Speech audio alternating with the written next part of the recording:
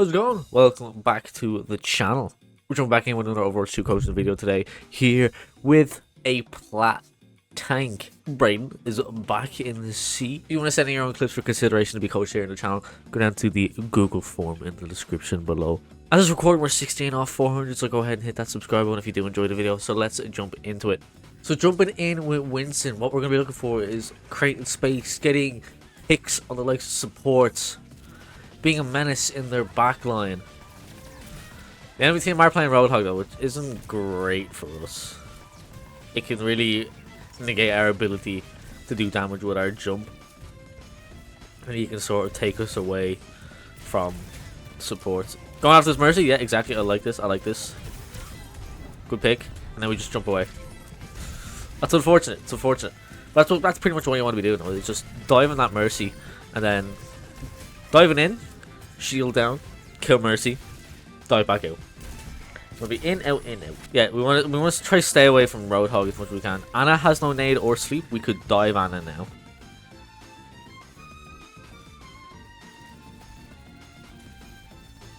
Okay, this might not. Adventure luckily got us out there. We don't really want to be diving Soldier once the supports are still alive, especially Mercy. She'll rip through us. Going for Mercy though again, I do enjoy. Play in and out of that barrier. Yeah, I like this. This is going well so far. We can kill Ana. Yeah.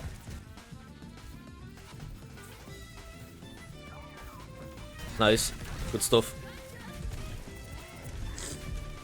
Right. We're going in with ult. We kind of just want to keep people off point so we can probably get it here. We're not really going to kill anyone. We get away. Yeah. That's unfortunate. Roadhog popped his ult and kind of pushed us around a bit. Sorry. Pushed us around a bit and stopped us from being able to create as much space as possible. But Kiriko's going in with Kitsune. And our Mercy's ulting as well. We should be capitalizing on this as well.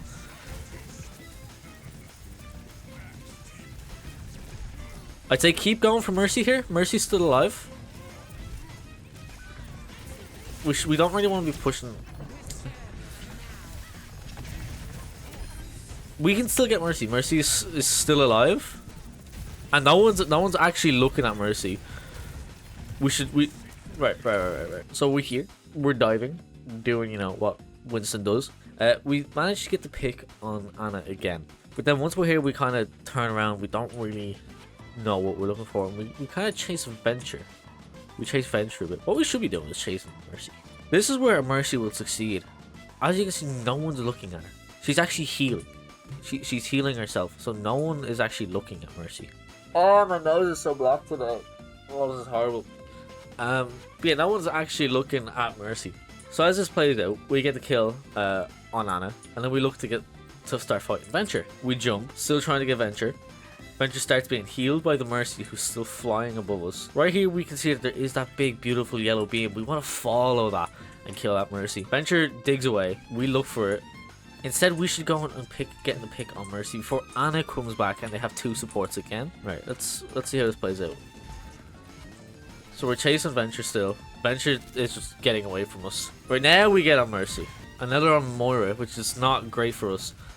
But Soldier does get the pick on Moira and Mercy. Alright, that's great.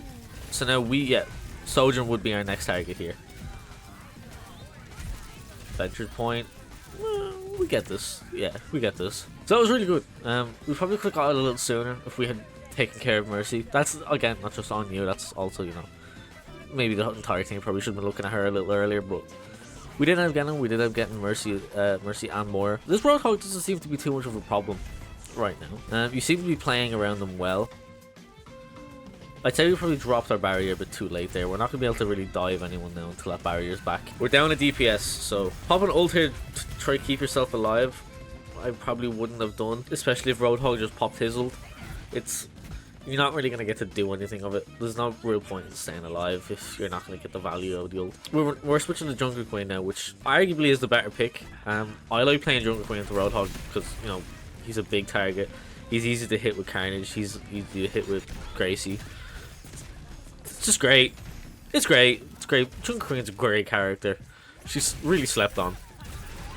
That melee is insane. So what we want to be doing, we want to be kind of playing like Roadhog there. We kind of want to be pulling people towards us, kind of closer, a closer range than Roadhog.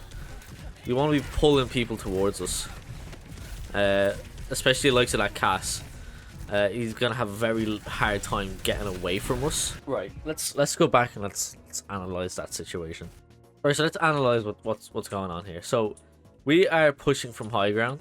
Our Kiriko throws out Kitsune. It's actually a really neat touch on the Kitsune, that it's like sort of mechanized like Kiriko is. But yeah, she sends out Kitsune. We send out Kitsune, they just pop Valkyrie or finish popping. No, yeah, just pop Valkyrie. We've got 2 other ults. They've only got 1 other ult. So what we should be doing here is pushing with our team. You know, holding front line, but also we don't want our team to be too far behind. We don't be too far from our team. People we want to look to get picks on. We want to look out for Moira's dash. When she comes out with dash, throw a knife, pull her in, hit her with an axe, kill her. Same with Cassidy. He's not really going to be able to do too much once you pull him in. He can roll, but you'll probably do enough damage just to kill him anyway. Mercy right now, we don't really want to. Mercy right now is not our priority because, you know, we're playing Jungle Queen. We've got a shotgun. We're not really going to be able to do much against Mercy that's zipping around. And then you can just lay pressure into Hog as well. But these 2 right here are probably going to be our best shots at getting a pick. Also looking for that Venture is really, really good as well. Anything that will get that Venture to stop getting away from you is just great. Right, so we push in with Kitsune. Both Kiriko's pop ult. Unfortunately, our Kiriko dies. And while we're pushing point alone, our team kind of are chilling in the back. Sojourn's on high ground trying to shoot Mercy. Their whole team dive us, and we probably... I get it would have been a hard situation to kind of... Like, you're focused on the enemy team in front of you, and you don't really know how far away your team is or how much support. But I think after we seen Venture died, we probably would have wanted to pull out there. That's the thing about these videos, though. It's all well and good me sat here watching this game, you know, from this sort of third-person perspective, being able to pause and see what happens and then go back. And I get that's very different to how people would think when actually playing in a match. So I say just try keep it in mind. Why is the moon so far away on this map? But on other maps, it's massive.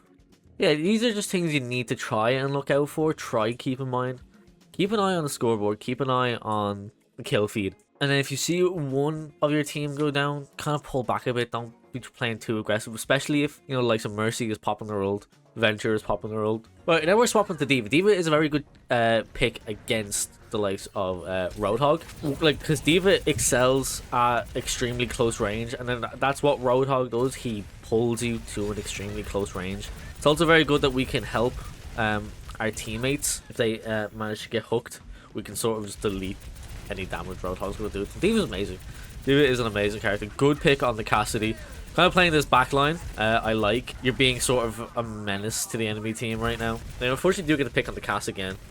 And they do manage to de-mech us. So I think once it got to this point, we can see that the enemy Moira got a pick on our Sojourn. And then we're focused on fighting Roadhog because, you know, with this Roadhog, he just isn't dying. So we kind of want to try to get the kill on him. But while that happens, Mercy goes in for the res. So she goes in and gets the res. So now we see that the enemy team is back to full and we are down 1. So what we should have done here, instead of flying at this Cass, what I would have done is actually flew up here. And then kind of made my way around or any way to get me out alive here. But unfortunately, Venture kind of pops out of the ground and we fall into a trap and we get absolutely annihilated. And our team dies again. I don't know if these 2 will die. Right, so coming out again from high ground. Venture is still on our left, yeah. If we can get a pick on Venture, that would be a great pick. Yeah. Just like that. Now we want to keep an eye on that Mercy. We managed to build ult there as D.Va really quickly as well, which I like. We kill more. Yeah. Great. We win this fight. Keeping pressure on that Mercy. They are about to have 4 ults online. Sending D.Va bomb in there probably wasn't the best idea. Oh, that's really unfortunate. Reaper going in with Death Blossom though. The Kitsune Barbie Blaster goes crazy. Unfortunate. I was gonna hope that would be a squish there, but he had damage immunity just, I think, for a second longer. Who's still alive on our team? I think it's just us, Sojourn, and Kiriko. I think that's who's alive here. Yeah, epic. I don't know if we're gonna be able to win this though. Unfortunate, right? So this point, this where we unfortunately send D.Va Bomb in here. I'm gonna assume what the thought process was. Again, you know, things like this happen mid-game. Your mind is just kind of racing. What I assume is you see Mercy go fly in here after Roadhog. Pop her ult in here. And your first thought was, I'm gonna bomb that room. No one's getting out of there alive. But unfortunately, Mercy just zips out, flies out here, and is completely gone. By the time that bomb was getting ready to explode, and Roadhog, he was gonna tank that anyway, whether he was in that room or not. And then D.Va Bomb goes off. We don't really get value from D.Va Bomb. And Avenger pops her ult. And Avenger pops their ult from the back line. And I think it maybe gets a kill on our Soldier. No, Soldier gets killed by Cass. And unfortunately, Reaper... And see, this is what I mean by this Menace Mercy. This is a really good Mercy player. They know when to be away from the fight. But actually, that was I'm going to say that was a beautiful res. Because that Mercy played it really safe. Kind of chilled in the back line. Made sure none of you could see her. And then when it mattered, swooped in, rezzed, and then got back out. I think that was the pivotal moment that cost this fight, was that res. That's why Mercy can actually be really, really strong. And that's why I'm always saying in these videos is just kill the Mercy. All it takes is that one res for a fight to be turned. For Mercy to just completely turn the tide in the match. Right, but we know we lost that round. Well, we didn't lose, but we didn't really get as far. Oh god, what am I doing? We only got it here. So coming on defense, we're going to be playing Sigma. Sigma is a good option. Now they're playing Winston. Yeah, that's a good option. We were able to keep, you know, Winston at range with damage. If he jumps at us, we can hit him with that rock. We can't really absorb too much of his damage, so right. That's unfortunate. That's we didn't manage to get the res. We want to make sure we're pulling our barrier back. We don't want to be leaving our barrier in, you know, places that aren't benefiting us. So we want to keep an eye out for that Widow. They seem to be decent enough. We can kill that Kiriko? No, unfortunately we don't. Actually, no. We'll just keep it going. We'll just keep it going. So Venture is diving our backline with Winston. Good rock.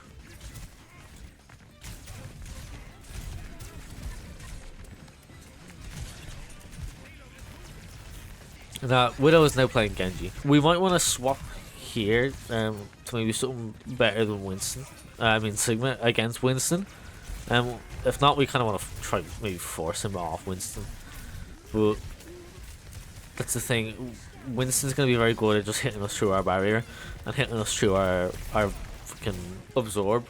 So it's not the greatest situation to be in. And it's also going to mean the likes of... We'll talk about the team comp here. Obviously, you know, you guys got in, you didn't know what team comp they were going to have at the start, and you did get rest, you didn't get a chance to switch. What I'm going to look for now is hopefully we swap off Sigma. Sigma is not going to be great against this team comp. Don't get me wrong, Sigma is a good tank, but I feel like Sigma really suffers against a lot of comps in the game. That's why I wouldn't put him as maybe the best tank to be right now. Even I'd rather play Reinhardt than I would play Sigma at the moment, because especially with the likes of Venture is very good at just making Sigma obsolete. And especially like this team comp, they've got a Kiriko and a Mercy. Mercy swapped off of the Mythic, but it has Kiriko, Mercy, Genji, Winston, Venture.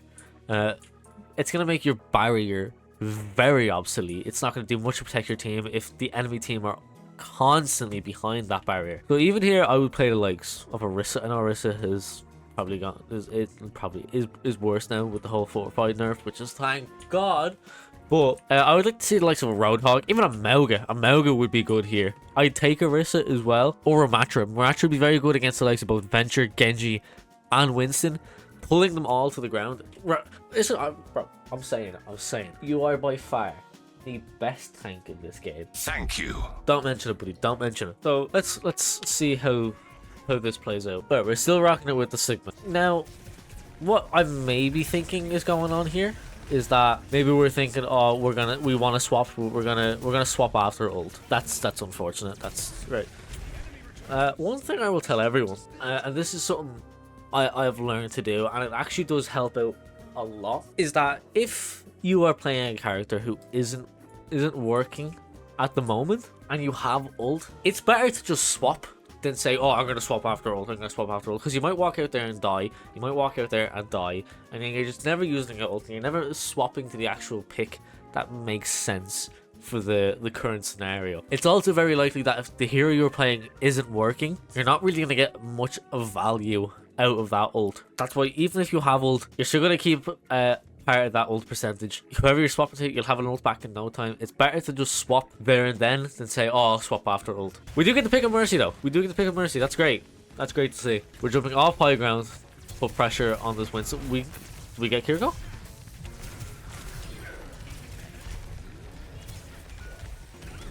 Unfortunately, Mercy has left us to go res Reaper. That's not great. Good pick. Good pick. And Mercy did get back to us just in time. Do we manage to hold this for 3 minutes though? I hope so. You seem to be finding your rhythm now with Sigma. I like this looking for Mercy now. Good, huge pick. They are playing Roadhog now. And also on the tank, you can negate our ability a lot by pulling us in front of our barrier and pulling us out of our absorbing vortex. I don't even know what that ability is called, man. The absorb. We're still gonna rock Sigma now. We seem to have found a rhythm, but we're down a DPS and a support now. Reaper and Mercy, pretty huge picks there. Alright, we just want to kind of chill back here. Going in with the ult. We're not really going to get much value out of that, especially being as far away as we want to be hitting people when they're in the air as Sigma, unless our team is there to be laying in that damage. Right, we're going in with Kitsune Rush, and they're going in with Valk. They seem to pop Valk every time we Kitsune, and here goes.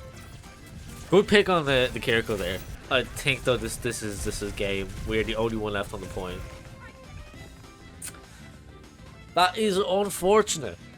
That is unfortunate. Right, before we get into sort of the analysis of what you should probably start working on, we have a little screenshot here from the end of the game. Now, I am told that the enemy, not the enemy team, your team, were complaining and blaming this all on you. So we're going to take a look at the game stats, how the game ended, what the stats were like at the end of the game. And first thing that strikes me completely off the bat is that your Sojourn is going 9 and 10 by the end of this game. So by the end of it, your Sojourn is going 9 and 10, which is not great at all. Coming in with average and damages, but that's just that blasted into the tank, it seems. You coming in with a 27 and 8, your DPS coming in 20 and 9. So your other DPS, your Celtic, seems to be keeping up with the enemy's DPS, but Bly just isn't. I did see Bly, I think, was on Sojourn for the majority of that game. Personally, I would have swapped the Sojourn, especially when I seen him coming out with the likes of Roadhog, Venture, and Genji. It's a horrible team to play against as Sojourn. That's two people diving back line to kill you, and you've got a Roadhog pulling you in. It's not great. So, just to kind of go over basic stuff there, I'd say as Sigma, the main thing we kind of suffered on was our positioning and our rock cooldown. We probably should have saved rock a little more for a diving tank or the likes of a resing Mercy. I seen there at the start when, you know, that Widow was in the backline pressure, you shot a rock at her, and then as soon as that rock went down, Winston died your team. We kind of want to be saving, I don't know, as Sigma, saving our rock for the likes of anyone who is trying to dive our backline, anyone trying to dive us. What you're doing as D.Va, I actually really liked. You know, diving the back line, being a menace in the enemy team's back line, and kind of just making them all disoriented while your team pushes in for the front. The only thing I would say there is D.Va was where and when you chose to disengage was a little off. You kind of overstayed your welcome. So just as D.Va, make sure you're keeping an eye on your cooldowns, your booster cooldown. You're able to get out at a good time, reading the situation, reading the kill feed, reading the scoreboard, who in your team is alive, who the enemy team is alive, getting out when you need to. I also like what you're doing as Winston.